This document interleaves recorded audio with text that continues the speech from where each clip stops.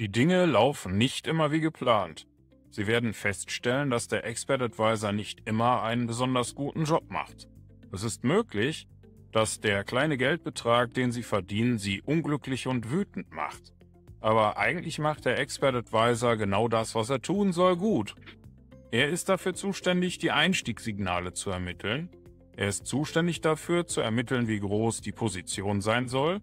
Und außerdem entscheidet er, wie viele Positionen insgesamt geöffnet werden können. Jetzt könnte jemand sagen, ja gut, aber es wird mir nicht genug gehandelt. Im Strategietest stellen Sie vielleicht fest, dass es nicht so viele Positionen gibt und das mag vielleicht auch richtig sein, aber trotzdem ist es ein Problem, denn viele Menschen fühlen sich deshalb schlecht. Trading hat aber eigentlich nichts damit zu tun, wie wir uns fühlen. Das Ziel ist es eher, Positionen nach den Regeln zu eröffnen und zu schließen, die wir einmal getroffen haben und dabei keine übereilten Entscheidungen zu treffen.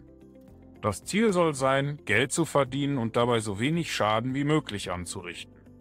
In anderen Situationen ist der Profit vielleicht nicht groß genug, dass er die Kapitalisierung eines Kontos rechtfertigen würde. Aber meinen Sie nicht, dass selbst ein kleiner Profit besser ist als ein großer Verlust? Die Menschen werden nie aufhören zu versuchen, die Dinge zu verbessern, aber manchmal ist das Beste, worauf sie hoffen können, ein kleiner Gewinn. Wenn Sie jedoch eine Methode für den Handel mit mehr als 2 Währungspaaren verwenden, dann haben Sie immer noch die Chance, in den anderen Währungspaaren größere Profite zu erzielen, solange Sie Ihr Handelsrisiko entsprechend anpassen können. Ein solches Mehrwährungssystem ist mit MQL leicht zu programmieren und wenn ein Währungspaar nicht so gut läuft, dann kann man sich mehr auf ein anderes Währungspaar konzentrieren. Letztendlich kommt es aber darauf an, ob Ihr System das tut, was Sie wollen und ob Sie dem System vertrauen können, auch wenn etwas schief läuft. Denn nur, wenn Sie mit dem System zufrieden sind und ihm vertrauen, dann werden Sie auch in der Lage sein, die Zeiten zu bewältigen, in denen Sie das ganze System am liebsten ändern und Entscheidungen aufgrund Ihres Bauchgefühls treffen möchten. Aber genau darin liegt ja der Vorteil des automatischen Handels.